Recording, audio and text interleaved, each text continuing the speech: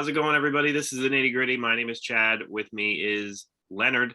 This is a show about wrestling, and we also have another series of YouTube videos called Stupid Questions. The third volume of that just dropped today as we record this. So please check those out and let us know. This week, for our full-length shows, we are going to be doing another rebook. And one was suggested by Leonard. It is Slamboree 1993, a Legends reunion. And we will be rebooking that, albeit with a caveat, which we will get to when the time comes here. But let's just go over a little bit of background on the event itself. It was held at the Omni in Atlanta, Georgia on May 23rd, 1993. The attendance is listed as 7,008. It had a tagline, one moment, one ring, one mega event.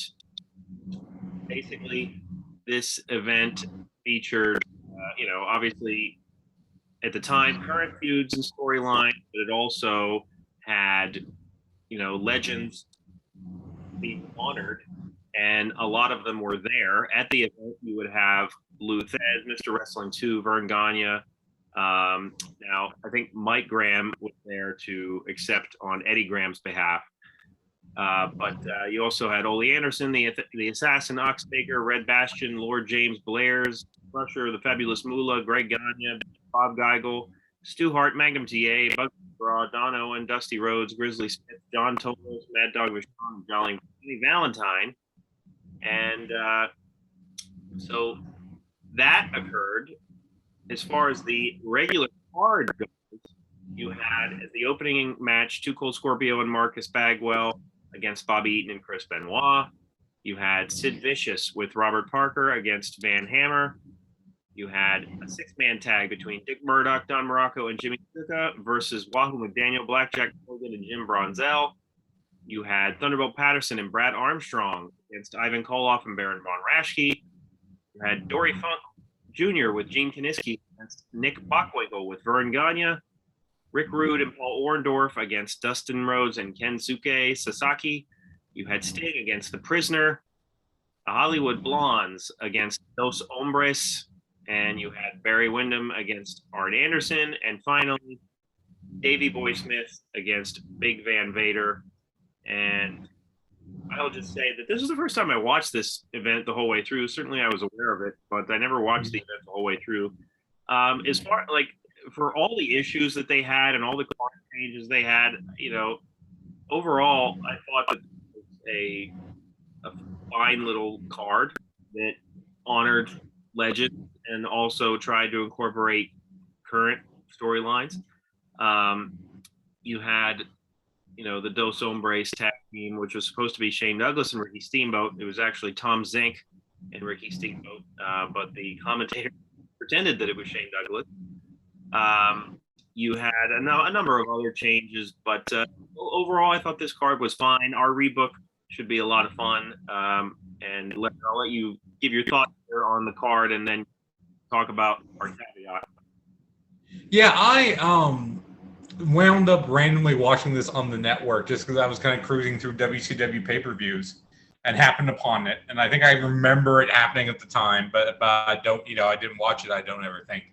So yeah, this gets a lot of crap for several reasons. One is production values. There were a lot of production gaps early on. Eric Bischoff and Missy Hyatt are previewing the show on the stage and the power goes out on them. Yeah. So then they cut to a wide shot of the legends leaving the ring from the opening ceremony, and they're all very slow getting out of the ring. Right. The legends matches, to a modern audience, even at that time, probably would have came off as a little old-fashioned and slow. Right. And the important thing to note here is that a lot of these guys, like Jimmy Snuka, for example, were still actively working at this time in 1993, or someone like Nick Bockwinkel, who had just recently retired, upon the folding of the AWA type of thing. So for those guys to still be working, they had it, but they weren't at their peaks, and you could tell. And there's some other minor things. You mentioned the Shane Douglas getting replaced by Tom Zink because he wasn't there. But also, Sting was supposed to fight Scott Norton, and he got replaced by the Prisoner, who's our old friend Nails. Right. Still doing the escape convict gimmick, but formerly Mr. Magnificent Kevin Kelly in AWS. Yes. So, there were problems here and there with the show. I agree with you. I found it to be fun in spots, but it got a lot of crap at the time. And, of course, the wrinkle that I decided to throw in should make this a lot of fun and really delve this into fantasy booking, because most of the time when we do these rebooks, we try to think logically, like who would have been available, how would they have been booked, etc. But here we decided to go real fantasy, and we've said that you can use anybody who is in the building that night, and you get them in their prime. So, for example, if we're talking Lou Thez, it's not 1993 Lou Thez, but you get him at the height of his career as the NWA World Heavyweight Champion from the 40s and 50s. So again, something that would not happen. But if we are going to rebook this card, I thought that was sort of the funnest thing to do with it, was to take these guys and to magically de-age them. It should be fun. And, before we get there, I'll just say that this event was held from 93 to 2000, as long as they could have. And so, this is one of the few WCW titles that were not used by WWF. At least I don't think so in any way. No, I can't remember. I think that this should have been used. This is a good roll off the tongue pay-per-view title. Now, I know why Vince probably didn't use it. And, that's a whole nother tangent. But it sounds hokey and southern because it's Slamboree for Jamboree. Right. I like it. Yeah. Anyway, let us move on to the main topic at hand here, and that is our rebooks. So we usually alternate our cards here. And Leonard, I will just say that with my dark match, I have 11 matches. Oh, I have 12, but no dark match. Okay. So then you should. I should go first. Well, yeah. So you know what? You go first with your first one, and then I'll go to my dark match. Okay. So first of all, I would say they were using the stipulation of you can use these guys in their prime. There were a lot of guys I wound up not using. I got to 12 matches and could have booked more and said, okay, I'm going to call it here. So my opener is for the WCW US title, which was not booked on this card. The Natural Dustin Rhodes, who was the champion at the time, defending against Chris Benoit. We talk about openers a lot here on the show, the importance of those, how they should be faster paced in order to wake up the crowd and kind of get them into the show. And even using these legends in their prime, you don't have a lot of guys who kind of fit into that mold, sort of what we both like to do with the opening match. So my idea here was, one, I wanted to have the titles defended. I got the TV title coming up later, which wasn't defended on the show. And to kind of open it with the idea of these are two future legends. Dustin Rhodes and Chris Benoit are legends of the future. You can tie in how Benoit came from Canada and has some connections to the Hearts and the Heart Dungeon. Dustin, of course, is Dusty's son. And I couldn't find, I looked where Rhodes and Benoit had a match, which kind of surprises me since they were both there at this time. I would say just give these guys 10 minutes, let them go, let them put on a nice match. Benoit here is too new to take the title, so I would have Dustin retaining here. Well, it certainly would have been a good match. I did not use Chris Benoit, but I did use Dustin later on in a different capacity. But yeah, I mean, this would have been a good match, certainly a good opener too, with the styles are slightly different. Benoit had more of a Japanese, kind of approach to the game, whereas Dustin was, I feel like more straightforward. So it would have been interesting to see these guys, get in there and see what they could do together. Especially Benoit being short and Dustin being very tall and lanky. So it would have been interesting to see. Yeah, I think they're both guys that adapt to other styles well, I think, even That's at true. this point, both young. So yeah, I think it would have been decent. My idea was just who do I got that could go? And those both of them came to mind. Right. Well, my dark match has a stipulation. All right. So it is the person that is almost in all of my dark matches. We have Bobby Eaton versus Paul Roma with a Horseman spot on the line. So see, now it should be mentioned that we didn't mention this. There was a segment, Flair for the Gold, where they reintroduced the Horsemen, and Paul Roma gets the coveted fourth slot. Yeah, and that was, I guess, met with some controversy, as you might have seen on one of the WWE DVD releases. I forget which one. It might have been just the Four Horsemen one, actually. Yes, so I don't know. I thought that it would have been interesting to see Bobby Eaton and Paul Roma fight for a Horseman spot. I think that would have been a fun, certainly I think the match would have been decent enough. Yeah. And the idea of Bobby Eaton having a Horseman spot, to me, maybe makes more sense than we give it credit for. I think that it could have worked. What do you think, Bobby Eaton? Yeah, the suit. Yeah, definitely. I know that at one point, I know Jim Cornette has talked about this on his podcast. They talked about reforming the Horsemen with the Midnight Express. I think it would be Flair, Arn, and when Tully didn't come back, I think it was going to be Flair, Arn, and them, if I remember right. Yeah. And I could be remembering correctly. But at one point, they were going to use the ME. Eaton, of course, is in the Dangerous Alliance. Right. Definitely would have fit. A tag team of Arn and Eaton would have been good for your tag. At this time, still. Heyman was. He wasn't on this show. I think he might have been fired by Bill Watts, as we talked about in the previous show. Yes. So. I don't think he had. Was he affiliated with ECW at this time? I think Bill Watts was gone by this time. So the ECW came into existence as Eastern Championship Wrestling. I think right around I'd have to look. Heyman, of course, didn't take it over, and it became Extreme until later on. But I don't think Heyman was around at this time. But I think that's a really cool match, especially. I don't know if they were doing it this time, but they used to have the main event on Sundays on TBS, and sometimes that would act as a pre-show to the pay-per-view.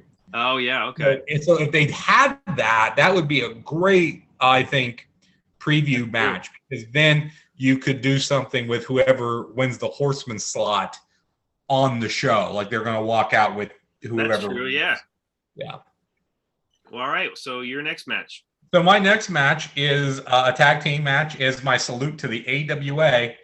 Vern and Greg Gagne versus the Crusher and Baron von Raschke.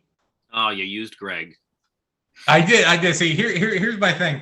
This is the only time I think we've done a rebook where I've actually considered where we were at.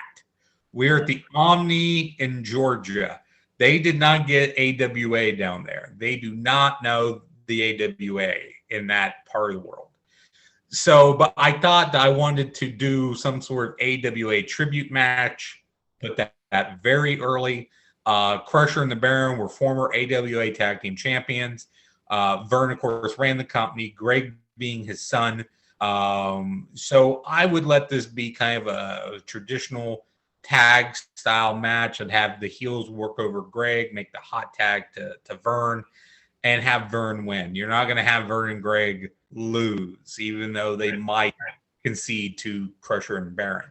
So this was just me wanting to get AWA guys on the show in a certain contained way. So that's why I went with that. And yes, I used Greg Gagne. I certainly like the idea of doing something for the AWA. I have something later on in my card, but yeah, I think this was a fun match. We both have similar, I think, ideas as to how to use some of these guys, but different maybe ways of getting there. Sure.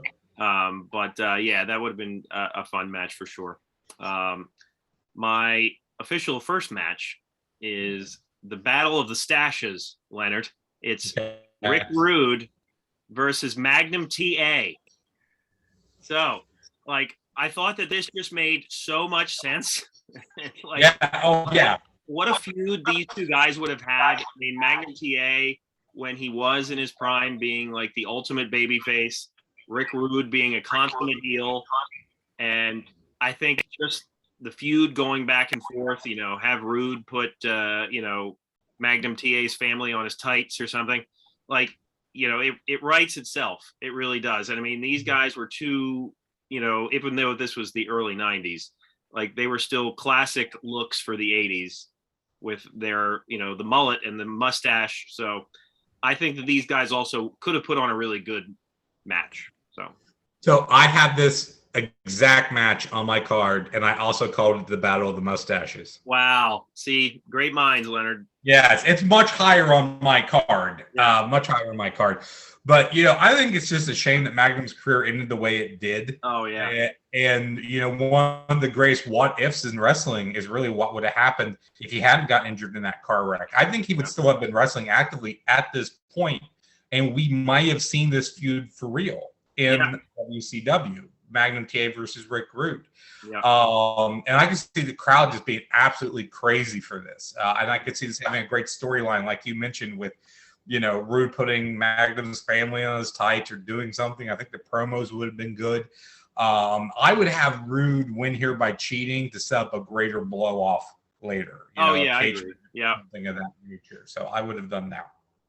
So I have that much higher on my card. I'll just mention it when we get to that spot.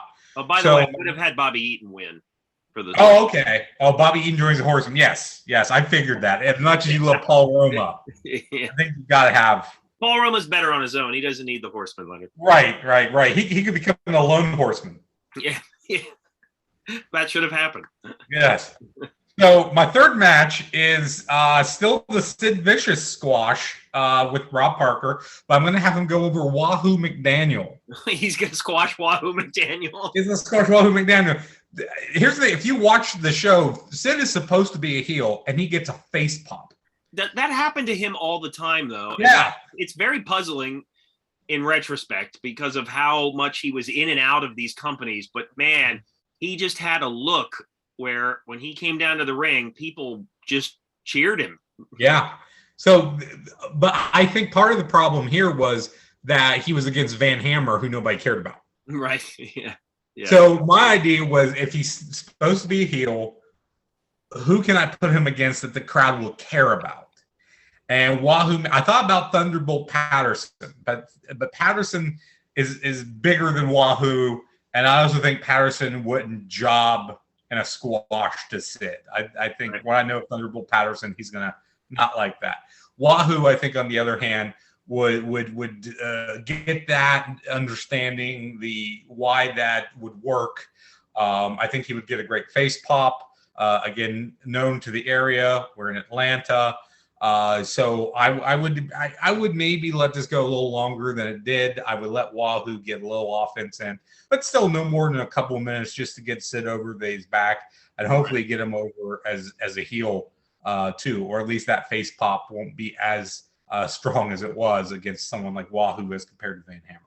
Right. Well, yeah, I think this would be an interesting match to see, especially with Wahoo in his prime getting squashed by Sid. I use these two guys in different capacities. All right. But yeah, I mean, a Sid Vicious squash, I think, there's not too much more to do with him. Like, I had a different type of match. We'll get there, but yeah, poor Wahoo. Legends reunion and he's getting squashed. All right. So my second official match is the Hollywood Blondes versus the Minnesota Wrecking Crew. It is a 2 out of 3 falls match. Is it heel versus heel, or are they both working heel? Absolutely, right. Heel versus heel. Mm-hmm. And yeah, I just, this is one of those tag team matches I would have loved to have seen. Ole being the, eternal grump that he is, it wasn't really, the tag team thing wasn't really happening at this point. Arn Anderson was on the card as a single. So I think these guys in their prime and the Blondes, who were, I would say, at that point in their prime, I think that this would be just a great match. Just a great wrestling match. I think the crowd would be into it, despite the fact that it's 2 heel teams. Mm-hmm. These guys would be able to, I think the Blondes playing the, chicken shit heels would have worked best here. And yeah, I mean, this is a match I would have wanted to see, which I tried to balance that throughout my card here. Matches that I want to see versus matches that make sense. So Yeah.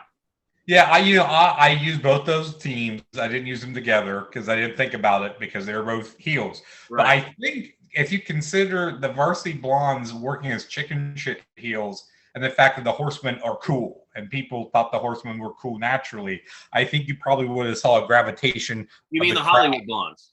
Yes. Oh, I said Varsity Blondes, didn't I? You've been watching too much AEW. Yes, way too. I've been binging it. Yeah, it's the Hollywood Blondes versus the Minnesota Wrecking Crew. I think the crowd would have eventually leaned toward the crew. Yeah, I agree.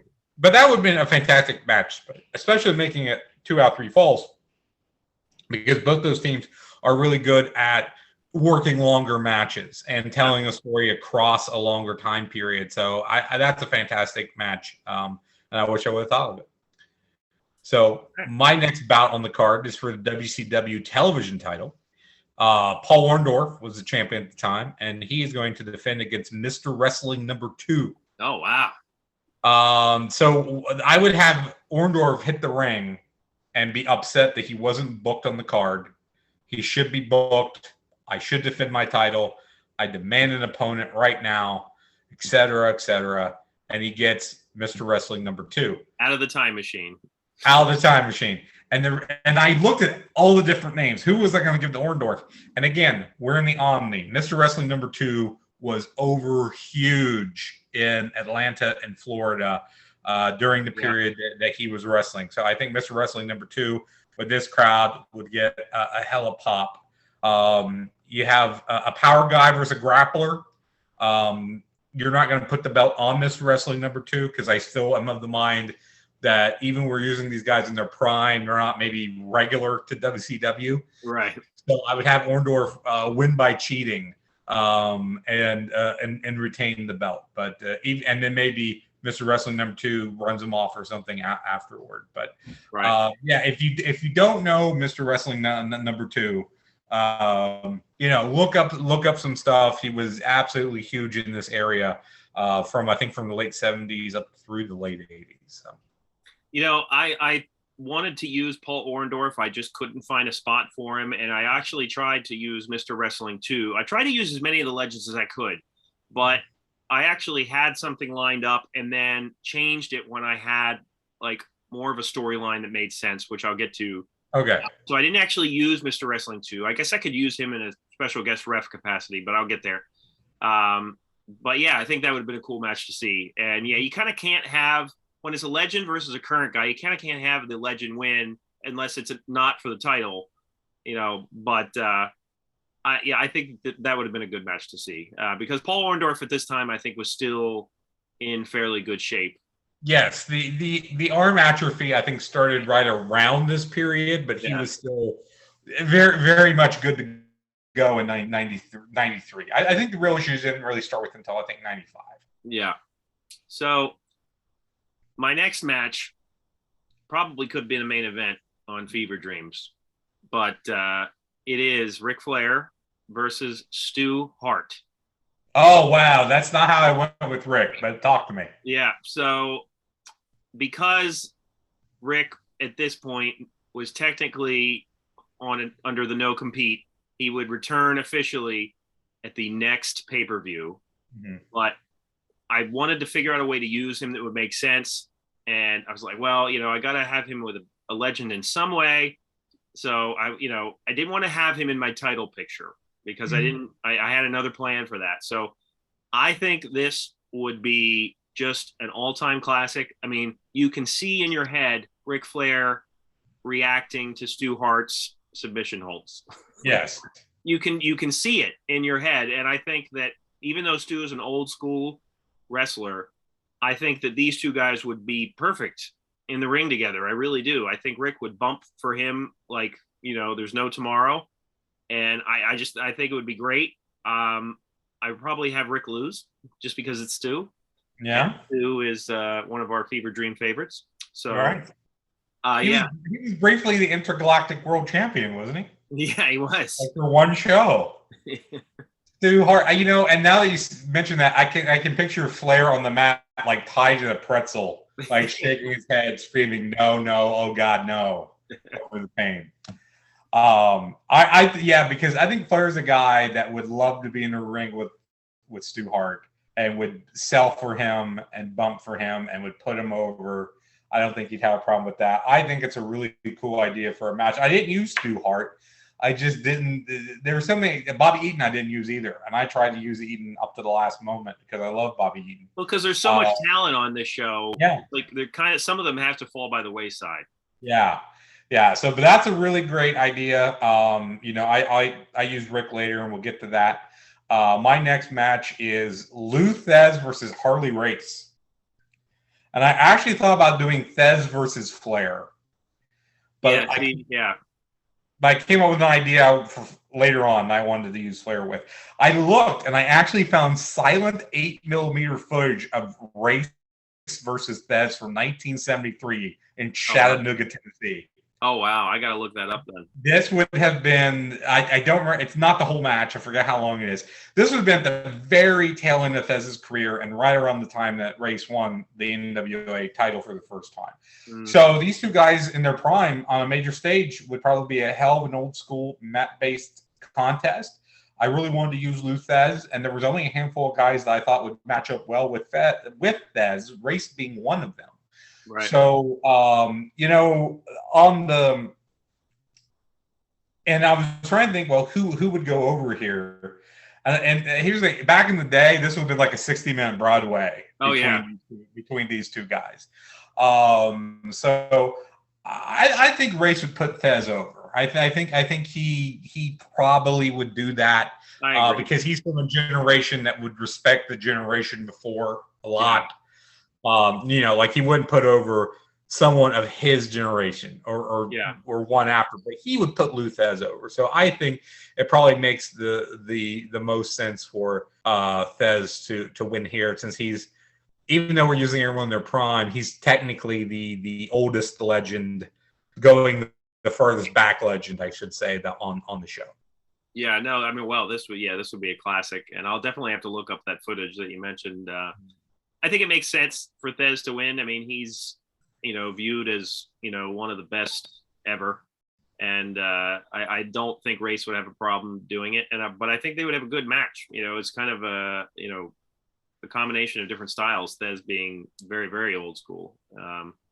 And Race being more of like a tough man type guy. So I think it would be fun to watch for sure. So my number 4 match is one of my main attractions, Leonard, and I don't know how you're going to feel about this. So I'll preface it with, I was going to approach using some of these legends like you.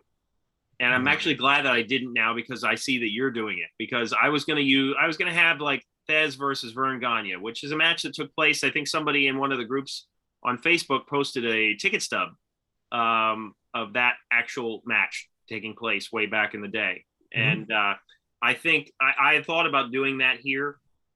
And then I was like, and then I thought about something different, and I didn't want to use all the legends in one-on-one matches, because I was like, you know what? This is a rebook. Why not have fun? Right, Leonard? So, yes, exactly. That's why we're doing it with having these guys in their prime. So we are going to have a Legends War Games match. Oh, I never thought of that. Never. It is going to be Team AWA versus Team NWA. And now, obviously, some of these guys worked for both companies. I tried to stick to people that were more stalwarts of these separate companies. So Team AWA is Vern Gagne, Nick Bockwinkel, Larry Zbyszko, The Crusher, and Gene Kiniski. Okay.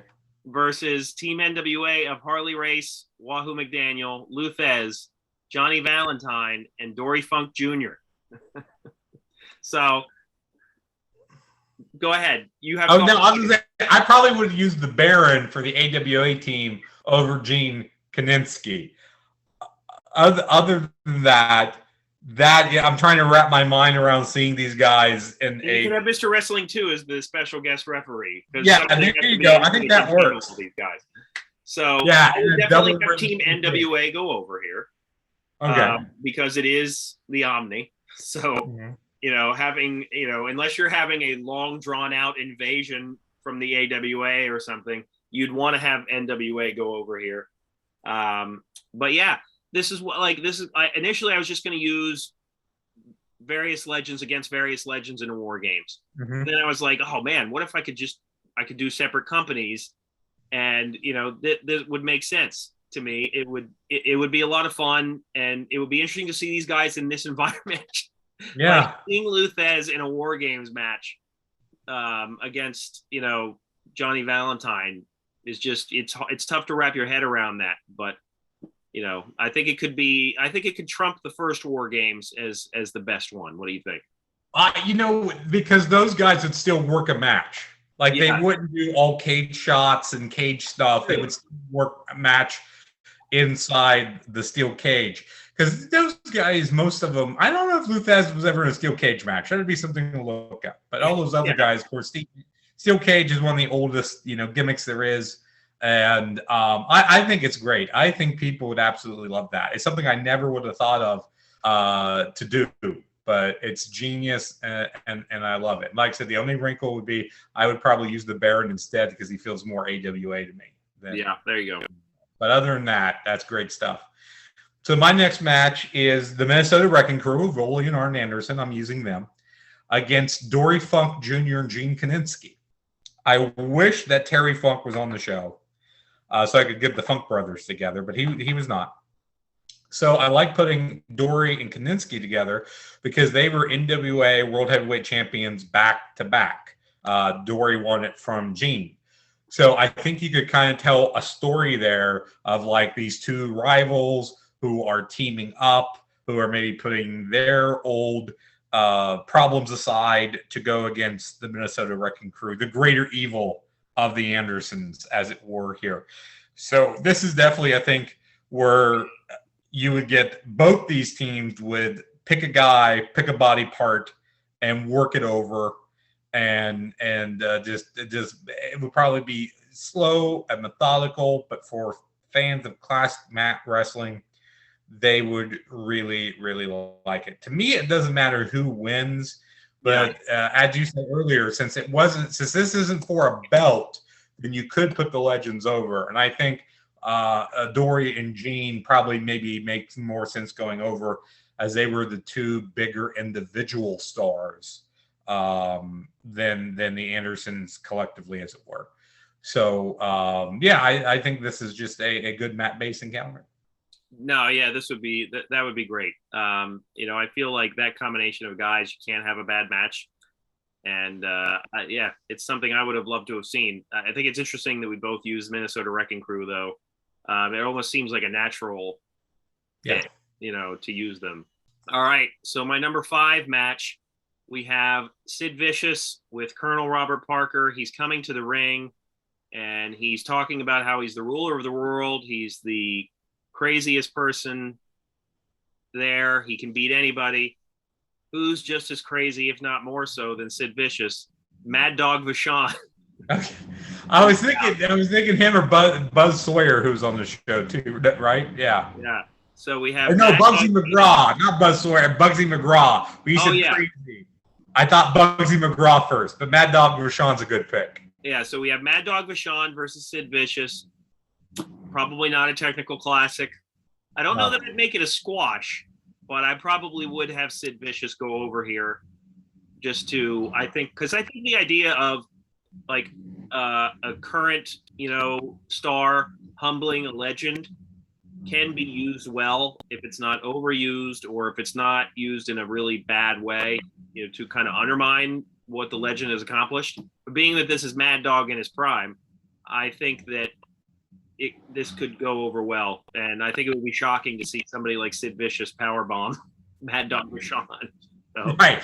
I don't think Sid would be ready for him. I think that Mad Dog would probably control early, just go crazy. They're outside the ring. He's probably knocking over Parker. And then I think Sid would just use his power, take over, hit the power bomb. And it would be crazy and it would look awesome. Absolutely. All right. So I believe this is my 7th match. And it is Ricky the Dragon Steamboat versus Superfly Jimmy Snuka. So apparently this match happened in Japan in 1981.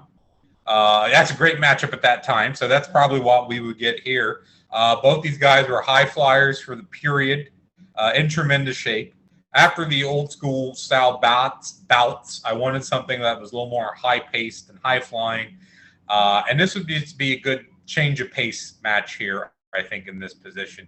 This could really be your sleeper match of the night, and I would have Steamboat win. Seems like I'm mostly putting faces over because I imagine Snuka working as a heel here. But again, if Steamboat is of the company and Snuka's just coming in for the night, I would probably put Steamboat over here.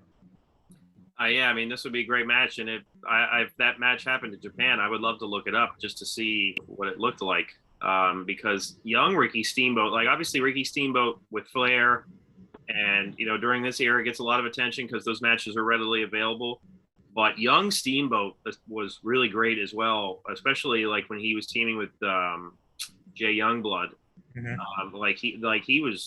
was really great, for his entire career. So yeah, this would be an excellent match, and I think Ricky Steamboat would be able to get a really good match from Snuka. So now, forgive me, but I just thought of this. The worst possible match either one of us could probably book on any of these shows would be Jimmy Snuka versus Chris Benoit.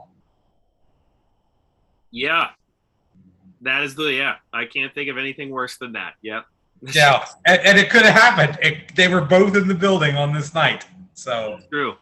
That's true.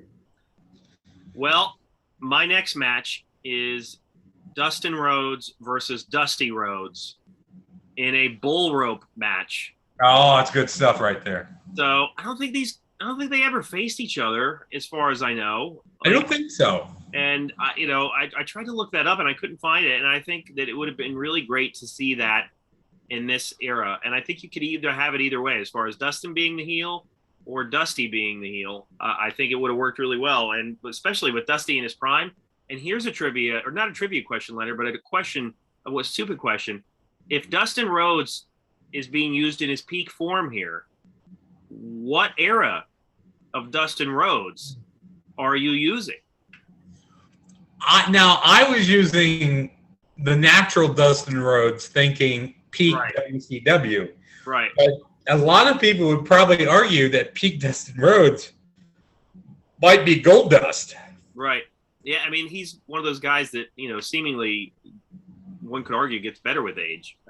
Yes, I mean, he's still putting on very good matches. Absolutely. I mean, I haven't seen – I saw him in Cody, of course. I didn't see some of the other stuff, but anytime he seems to work a match in AEW, people just praise him. So yeah, absolutely. And but yeah, I think that this would be a great match. The story writes itself, father versus son.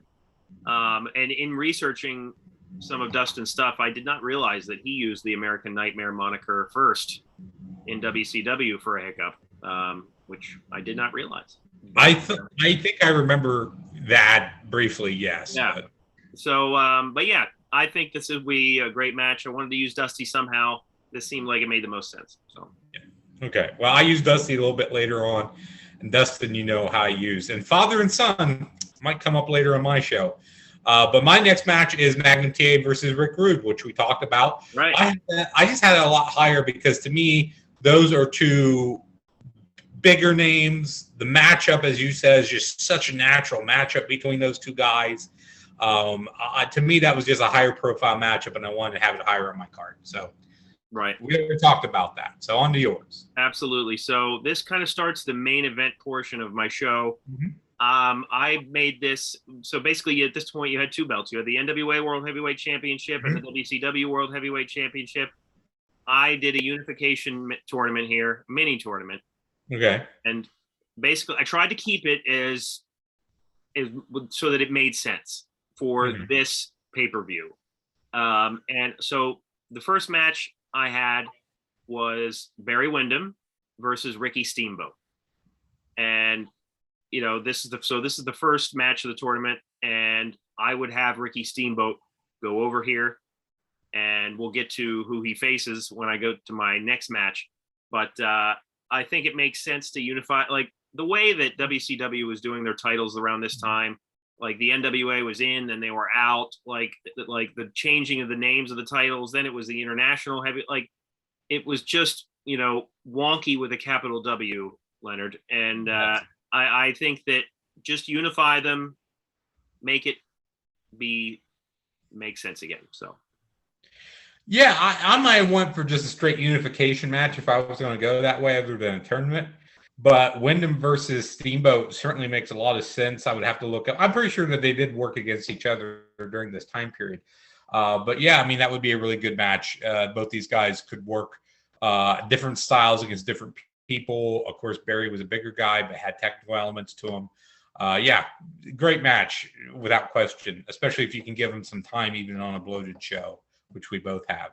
So next up, I have the NWA World Heavyweight title. I've got Barry Windham, who's the champion at the time, defending against his father, Blackjack Mulligan. So I went father and son with this match, which you can't beat for an angle. Of course, Dusty and Dustin is a great idea too. I didn't think, you know what, a Texas bull rope match would have worked here too, I think. Oh yeah.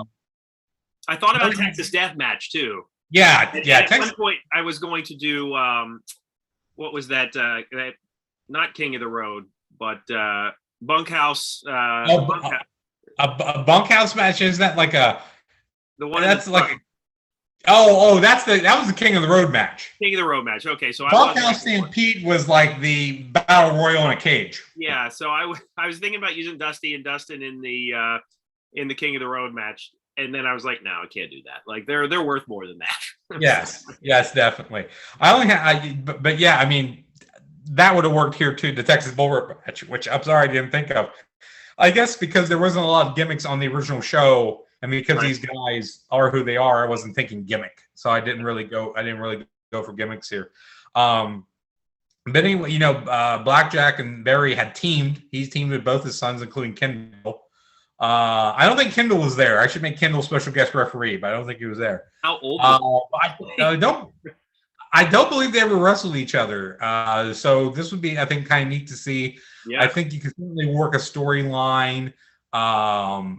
You know, something like Blackjack, you know, wanting a title shot because he's going to be there to show Wyndham maybe being protective about his dad. You know, Dad, don't get in the ring with me. And he's like, I brought you in this world. I can take you out of it. Oh, wow. The classic line. Yes. I think, and Mulligan would turn heel, I think, or start working a little more aggressively. Yeah, well, we got to do a whole card where we create our own father versus son pay-per-view. Yes. Or I think there should be, but one triple threat, which would be The Rock versus Rocky Johnson versus Peter Maivia. I think that has to be a triple threat. Yes. But anyway, I agree. I will admit that I don't think this is going to be a technical classic between these two. But I think that Barry could certainly walk his dad through something that was really good and passable, even for the time period, and would have a good story to it. So I just like the idea of putting these guys together. And I don't know. Well, I never thought about using Dusty versus Dustin because I had very clear ideas on how I want to use both of those guys from the start. Right. So I think because of that, I never thought about putting them together. But I did come up with a father and son angle. I like this one too. I think, technical classic, maybe not, but I think it would be a good old-fashioned Southern wrestling match. And it would be bloody probably too, knowing those two. So I would have loved to have seen something like that. The second match in my tournament is Big Van Vader versus Sting. So this is a feud that we've seen before. So we know that these two have chemistry and can work a good match. I would have Sting go over here, which would make the championship unification match obvious. We'll get to that. I have one buffer match before that though. But so I would have Sting go over here. I think that this would be a good match. Underdog Sting going over Big Van Vader. You could have somebody interfere if you wanted, so. Yeah.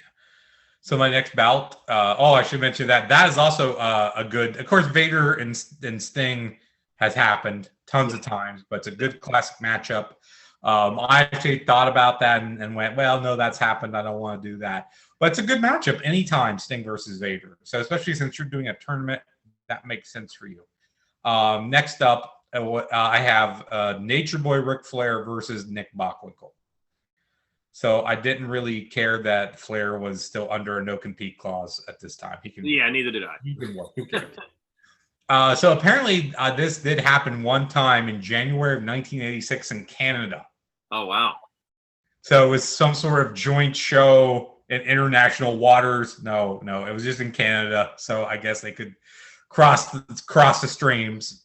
Bockwinkel always felt like the AWA version of Flair to me. He wasn't quite as flashy, but he had the bleach blonde hair. He was the top champion.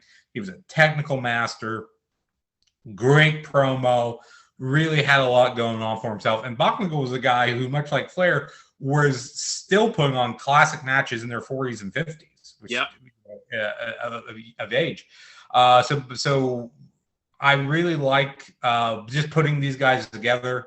I think I don't know if I remember reading how the match ended in '86. It wouldn't surprise me if it would be a Broadway. I think because here's the thing: I don't think Nick would want to lose, and I don't think Rick wouldn't want to beat Bockwinkel. Like Nick would be like, I don't want to lose, and Rick would be like, well, I don't want to beat you. I think is how it would come out at the end. So this is just a technical clinic from these guys. I'm totally fine with this being a 20-minute or a 30-minute time limit match because of how many matches are on the card. It can't be 60.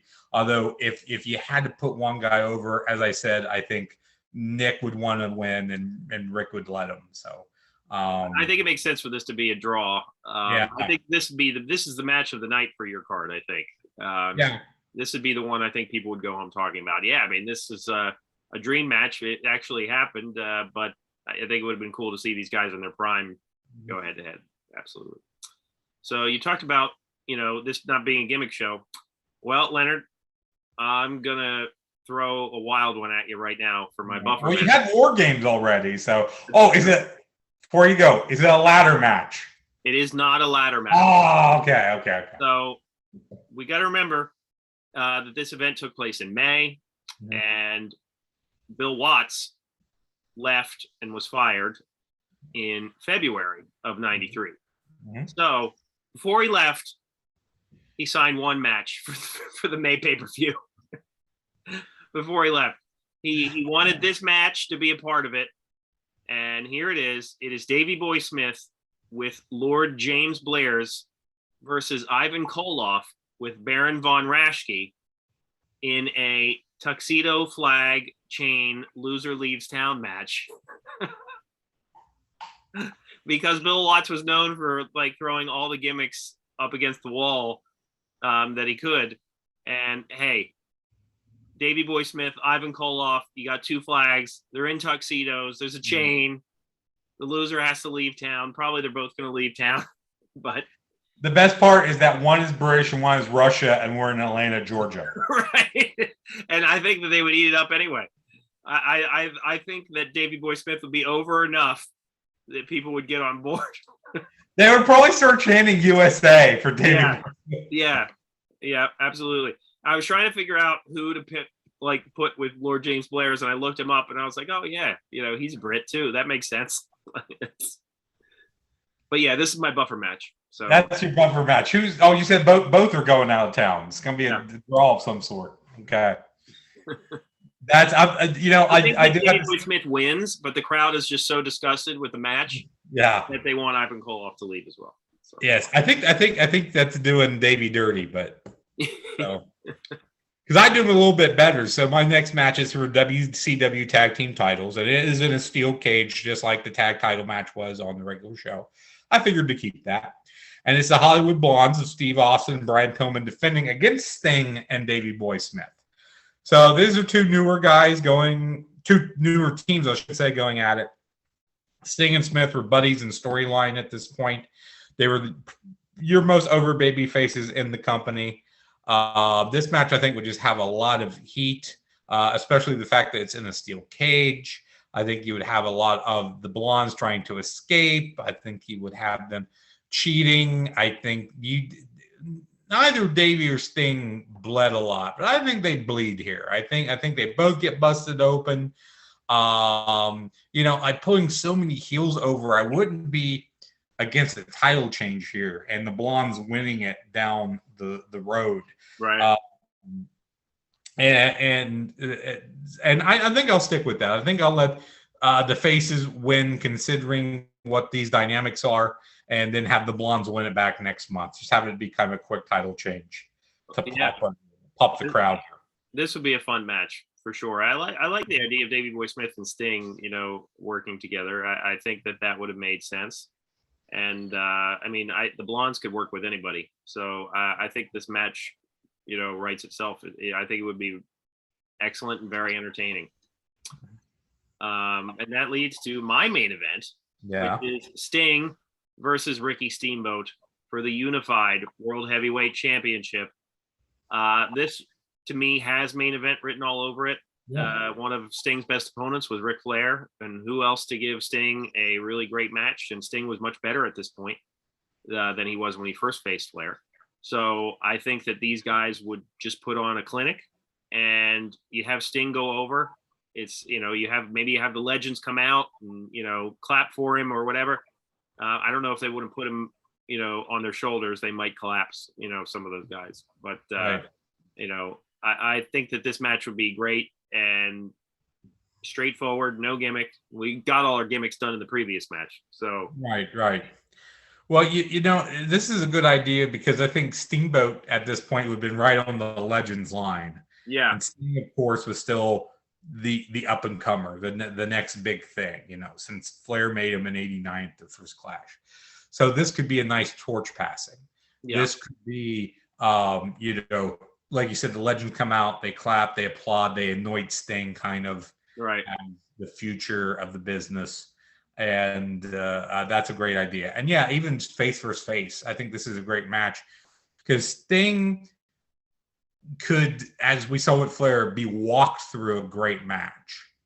And later on, of course, he could put on great matches on his own. But a guy like Steamboat could certainly get a quality match out of Sting near what Flair got out of him. I definitely think. So, yeah, that's great booking there.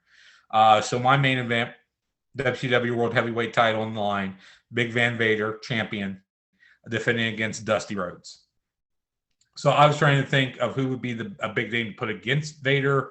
I didn't want Flair. I didn't want Sting. I didn't want someone he had faced. Some of the other legends felt like jumping them up too high. Dusty felt like the right pick here. I think it would have been huge. I think Dusty would have done great promo work.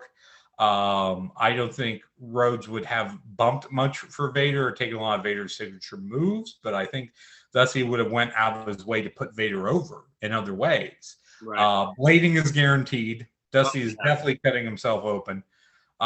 He would take a hell of an ass whipping, make a hell of a comeback, but in the end, I think lose to Vader and really put Vader over and really cement him as champion. So since he's a heel, it's not quite the torch passing you get with Sting, but I think it's definitely Dusty helping to cement Vader as the champion, as the current top guy in WCW. So I just think I like the idea of Dusty, how over he was with the fans, especially in this area, to go against Vader. I think Rhodes would definitely put Vader over and know how to do it. Yeah, I agree. I think I wish I would have thought of this one, actually. This would be a great main event. And I think Dusty would have been a great opponent to go against somebody like Vader. Because even though they're two big guys who aren't chiseled out of stone, certainly, I think that they would put on a great match because Vader is one of the best big men there is, and Dusty was a great big man. So yeah, I mean, gosh, this is a match that I wish we would have seen at some point, but it's just two different eras. But it would have been great to see here for sure. And obviously, I think it makes sense for Vader to go over. Yeah, well, Dusty was still working here and there at the time, and he would have worked past this point. But if we're talking prime Dusty, so probably talking like the late 70s Dusty, before he really packed on the pounds. Yeah. That's a good matchup. Yeah, see, I tried to use the assassin somehow. I couldn't do that. Like, there were a bunch of people that I couldn't use because there's just so much talent here. I really wanted to use Bobby Eaton, as I said, because I love Bobby Eaton. I really wanted to use Larry Zbyszko. Larry, I thought was great in commentary here. I thought he was really good on commentary. Because Ventura was out, he was, injured or something. Yeah, they said he was sick, and I don't remember if that was actually true or he didn't show.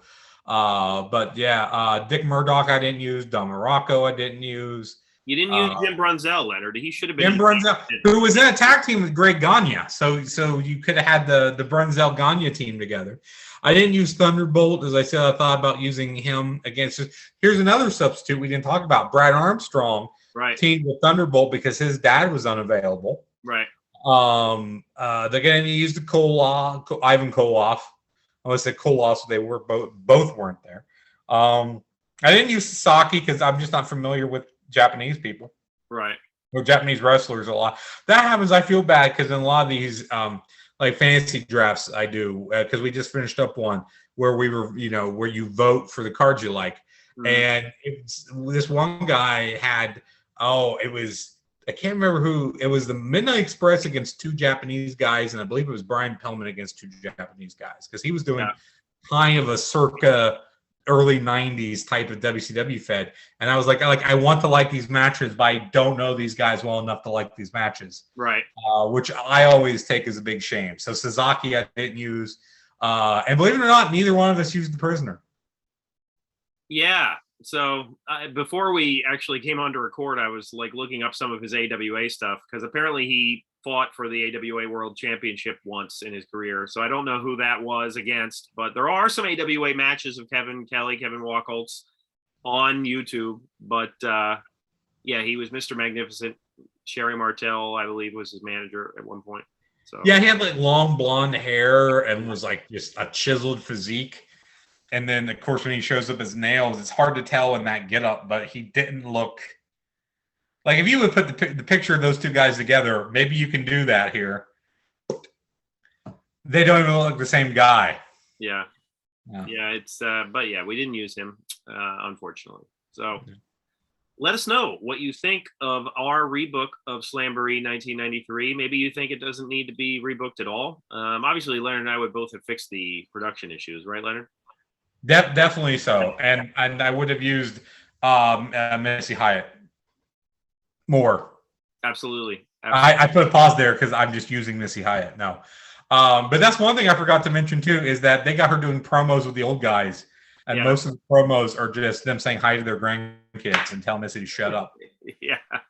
So that's a problem. So that's one thing I would probably fix. I would have less promos for the old guys, or just giving time to the guys working to hype their match. Yeah, I agree. But yes, let us know what you think of our cards. Please comment. And like I said, check out our Stupid Questions videos. I'm sure we'll be bringing you more of those. Check us out on Apple Podcasts and Spotify. You can click the like button on our YouTube video and subscribe to our channels.